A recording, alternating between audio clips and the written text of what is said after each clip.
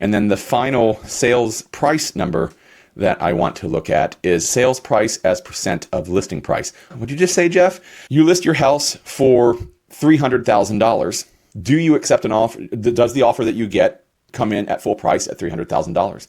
Does it go over asking? Does it come in at $310,000? Does it come in under asking at $250,000? That's what this means. And the number for April, 98.5%. And we'll see that we're up 1% month over month, down 1% year over year. But here is the 100% mark. That's this line straight across here. But look at the scale. Look at the scale over here on the y-axis. 93% down at the low point, 102% at the high point. And the entire line exists between about 99.2% at the high. Oh, maybe this month is the high. Yep, 99.2% and 96.6%. So no more than 3.4% off of full asking price. All that is somebody asking for some concessions to help pay closing fees, to help pay down payment, to bring some cash to the table out of the asset, the house, because the sellers hold the asset. So they have more access to an asset that can be turned into liquidity at the closing table.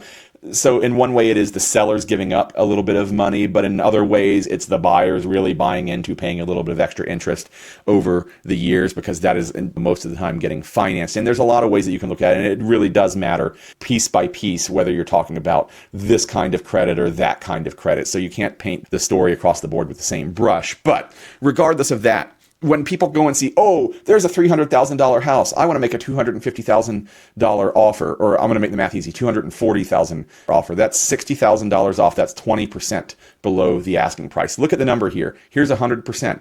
This graph doesn't even go down that far. So no, we're not going to make a 20% off of list price offer. Now, of course, there are the occasional sellers who ask some crazy, but they are the exception to the rule. And when you do find them, sometimes they're just not going to be willing to negotiate, and they just pull their house back off the market. So again, if you're out in the market and you're a seller, you're going to get what you ask for if you have listened to your qualified realtor who knows and is an expert at pricing homes. And that is what we do, and that is what we know. Now, if you just go and throw a dart at a dartboard to pick your price, you maybe not get, because again, 100%, if you take 100 homes that are sold, 50% of them sold at 98.5% or better of asking price. 50 of them sold at 98.5% or less. So that means that some are selling for north of 100%. And then some of them are selling for less than the average, or the average of 98.5%.